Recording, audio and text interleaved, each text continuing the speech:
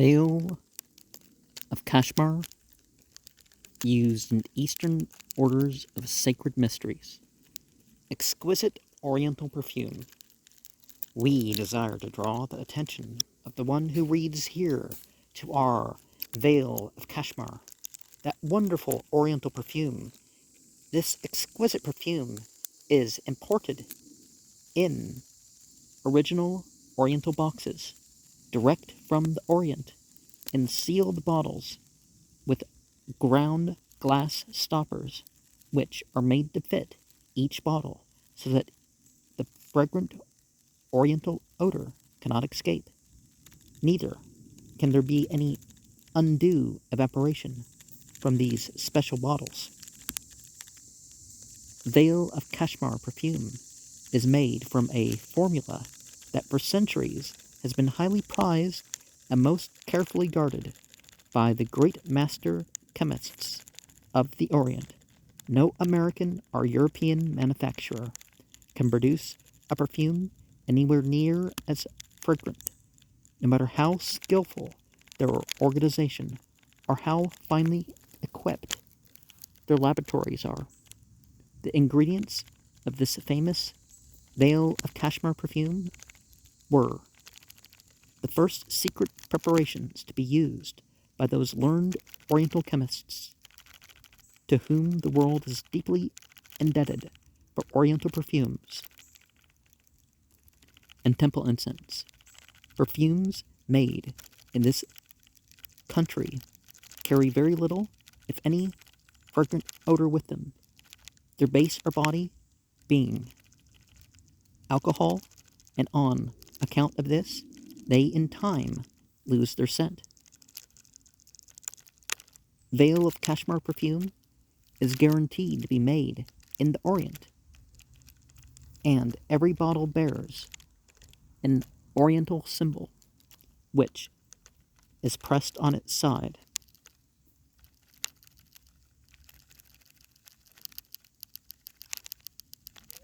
And illustrated here next to some like plants, the riverside or whatever, is a bird pecking into the water. And on the left, I guess, is a wider scene, but you're looking past some plant growing up on the bank.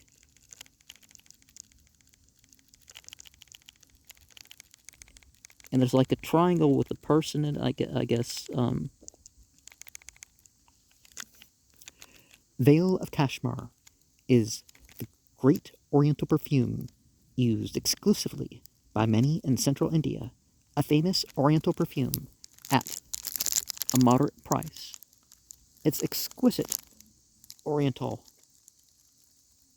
fascinating odor is one which the most sensitive person never wearies, for it has an irresistible charm impossible to describe.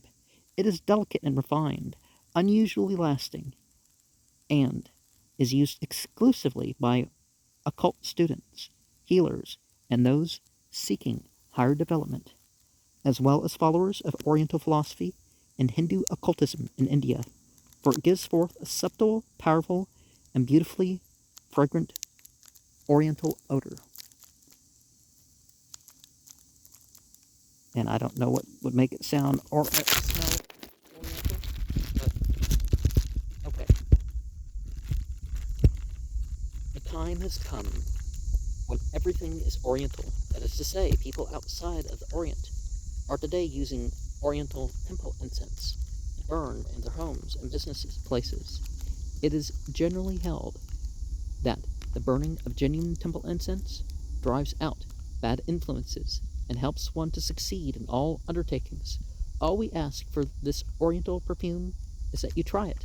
Many people use a small amount of this perfume daily on their handkerchiefs for the reason that they believe it brings about a condition of good health and assists them in overcoming diseases of the head, nose, throat, and lungs. When inhaled, are carried about their bodies in this manner. The magical tradition of all ages attributes a certain supernatural and divine quality to Oriental perfume and temple incense. Prophetic inspiration is said to adorn the soul of the one who uses these sacred things. Now, with or without intoxication, it can be part of the method of whipping oneself into a trance. One doesn't have to be all, you know.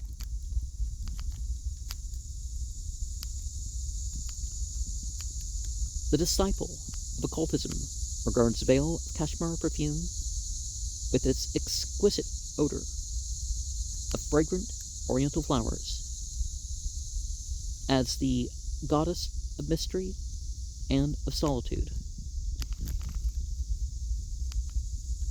What things get the male gender or the female gender, and how people talk about them, particularly religiously, kind of varies for culture, right?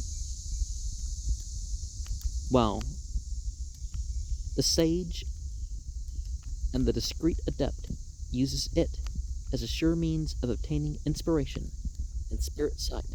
The initiates of all Eastern orders of sacred mysteries would never think of trying to invoke spirits or develop occult powers without burning temple incense or using oriental perfume on their robes and clothing while doing any occult work. Whosoever has studied the science of spiritual visions knows that one must use these things if they wish to obtain satisfactory results. One of the things is that people put themselves in a state apart for their rituals. And that's as much of anything. I'm only going to do this ritual. I have a scented oil diffuser in the temple room. And part of the year, you know, I have a scented oil thing to help one breathe in the winter season, in the cold season, right? But then again, you know, my sleep is devotional, so. It is in Egypt and India that magic attains the highest grade of completion by its disciples using exquisite oriental perfumes. Of all the preparations obtained and used in the ancient world for the development of occult powers, nothing surpasses, and indeed nothing equals, those wonderful perfumes prepared by the old Egyptian chemists. Unity of being and unity in the harmony of things according to the ascending and descending scales, progressive and proportional evolution of the soul, immutable law of equilibrium, and graduated progress of universal spiritual power is never obtained only through the constant use of high-grade oriental perfumes and temple incense. Only into the true disciple who uses these things is added revelation and illuminating description of the creative agent, the anthropomorphic fire, the great medium of occult force. In a word, the astral light. You know, because astral, it's the notional body. It's like, well, yes and no. The mind is separate, but it's not separate. It's fused with the body, that sort of stuff. But you know, they talk about the astral plane, and the astral plane, you know, the projections. You know, you have that circle that they draw the psychological diagrams, that stuff around the edge, you know, just beyond the edge of the circle, but you're projecting it from your animus, you know, and same thing with your beliefs and attachments to these particular scents and stuff. Now, there are certain differences in physical reaction to things.